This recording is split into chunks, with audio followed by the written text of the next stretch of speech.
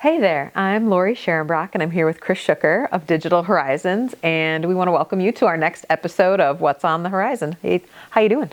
Doing good, doing good. It's just right before Christmas, and we're as busy as can be. So, but yeah, well, having a good day. Speaking of busy, I heard this term recently, and it sort of makes me think of like bees.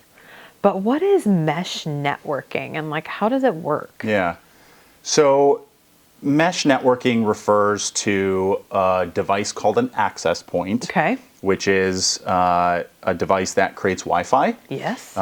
It refers to that device's ability to increase its range by pairing itself with another access point. Okay. Mesh networking is, in our eyes, a good solution. Okay. But if at all possible, it should be your last resort. Oh. Under normal networking design principles, an access point ideally would be wired to your network. Okay. And what that does is it allows the access point to basically create its own wireless network for the area that it serves without having to share any of its bandwidth or capabilities to extend its range through another access point.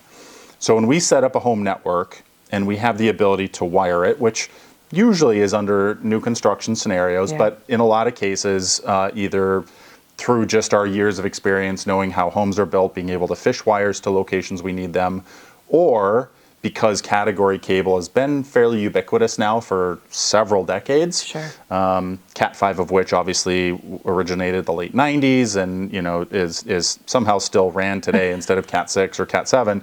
A lot of the homes that we go into or businesses have Cat 5, which still works fine. Yeah.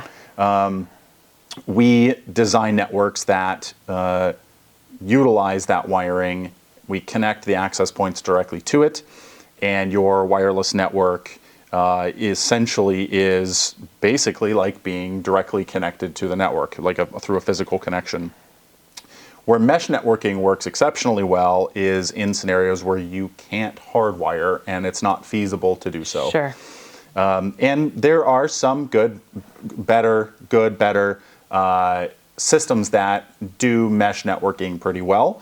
And the reason they do it well is instead of relying on what are called radios in the access points that generate the Wi-Fi, the radios that generate your 2.4 and 5 gigahertz networks, instead of relying on the radios that generate those networks to then increase the range by meshing with another access point, they'll often have a third radio in a completely different spectrum range that doesn't interfere with the radios that are there to actually create and to send and receive the wireless signals.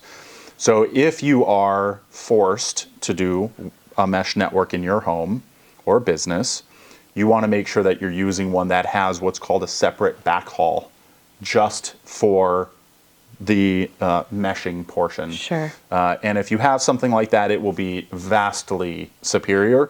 If it makes no mention of that, or in your deep dive into this type of technology, you don't find that nomenclature, then disregard it and find something that does. Sure. Are there certain kinds of businesses that work well with one versus the other? Or is it, like you said, it's just sort of like dependent on the situation when you get inside and look at it? Yeah, it's not so much the type of operation. It's more of,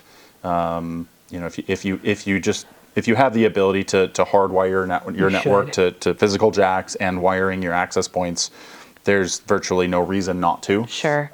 But if you do have to go down the mesh route, specific manufacturers that do meshing really well, Eero is a main one, EERO. They use a separate backhaul for their meshing capabilities. Ubiquity also has some good mesh capabilities. But outside of that, our experience is largely with those two, and they both do a good job. To just be hardwired. Oh, cool. Well, thank you for that explanation. That actually makes a lot of sense, and I kind of understand that wireless access point piece. So that was a really good explanation. So we hope you enjoyed this episode, and we'll see you for our next one.